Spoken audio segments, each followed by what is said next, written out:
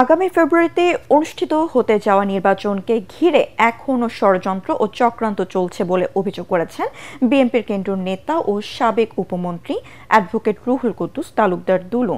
নাটোর সদর উপজেলার ধানের শীষের পক্ষে আয়োজিত সমাবেশে তিনি একথা বলেন। নির্বাচন যাতে না হয় বা পিছিয়ে দেওয়া যায়, একটি গোষ্ঠী সেই চেষ্টা চালিয়ে যাচ্ছে বলেও মন্তব্য করেন দুলু।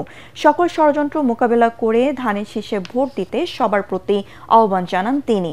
সমাবেশে তার দুই মেয়ে ব্যারিস্টার তাসনুবা তাবাসসুম রাত্রি ও জেরিন সুবা রুদেলা সহ জেলা বিএনপি নেতারা উপস্থিত ছিলেন। আগামী ফেব্রুয়ারি রোজার আগে যে নির্বাচন অনুষ্ঠিত হওয়ার কথা, এই নির্বাচন নিয়ে যদি কোনো ষড়যন্ত্র চক্রান্ত কেউ করে, আপনারা ঐক্যবদ্ধভাবে এই ষড়যন্ত্রকে আমরা মোকাবেলা করতে চাই।